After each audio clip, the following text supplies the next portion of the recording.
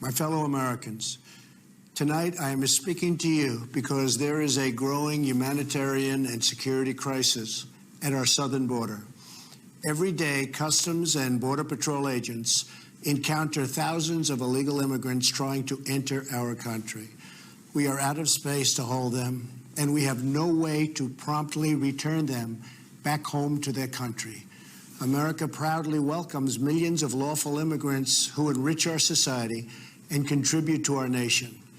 But all Americans are hurt by uncontrolled illegal migration.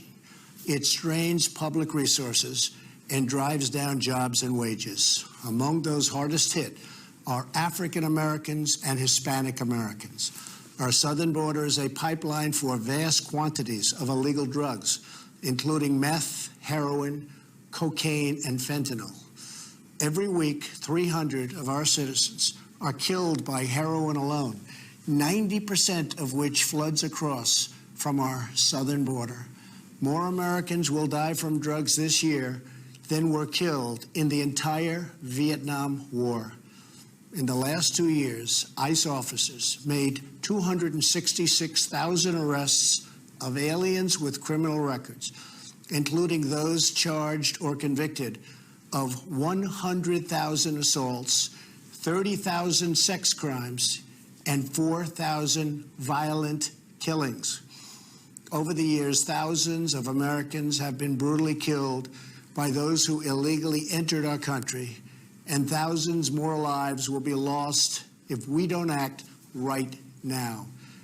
This is a humanitarian crisis, a crisis of the heart and a crisis of the soul. Last month, 20,000 migrant children were illegally brought into the United States, a dramatic increase. These children are used as human pawns by vicious coyotes and ruthless gangs. 1 in 3 women are sexually assaulted on the dangerous trek up through Mexico. Women and children are the biggest victims, by far, of our broken system. This is the tragic reality of illegal immigration on our southern border.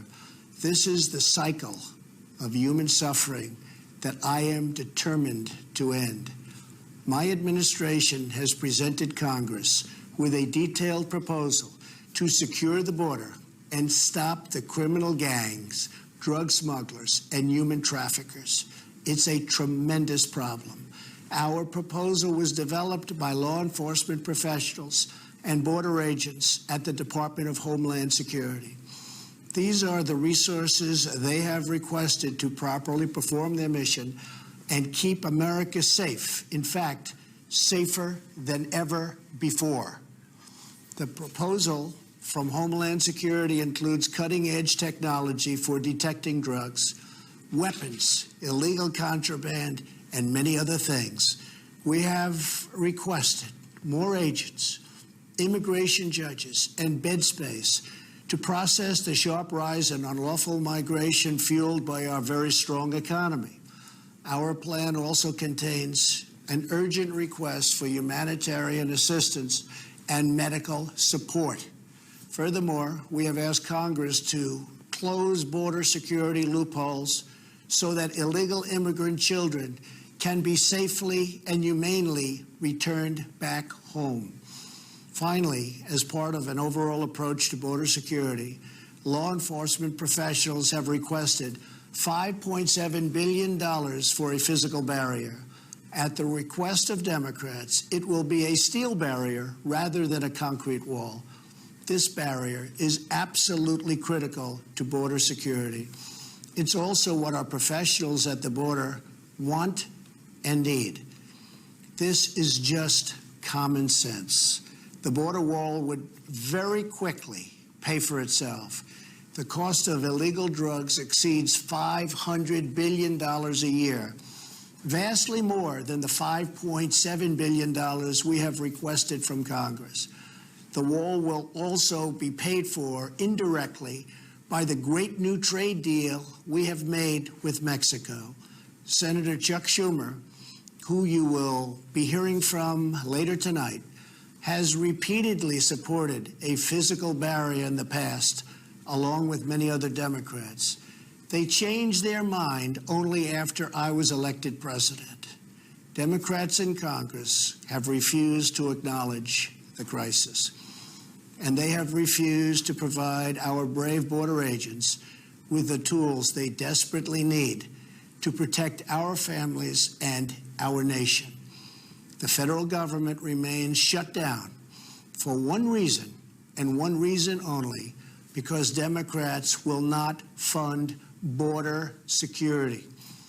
My administration is doing everything in our power to help those impacted by the situation.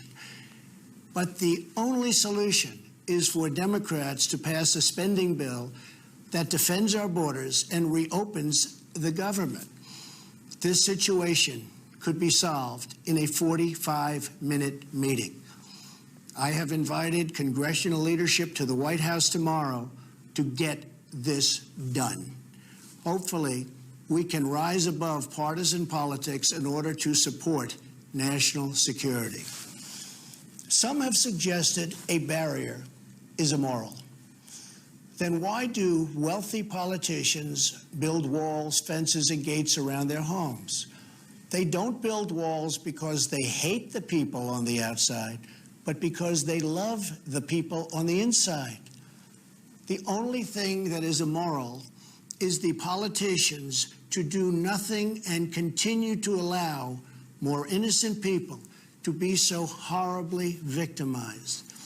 America's heart broke the day after Christmas when a young police officer in California was savagely murdered in cold blood by an illegal alien who just came across the border. The life of an American hero was stolen by someone who had no right to be in our country. Day after day, precious lives are cut short by those who have violated our borders.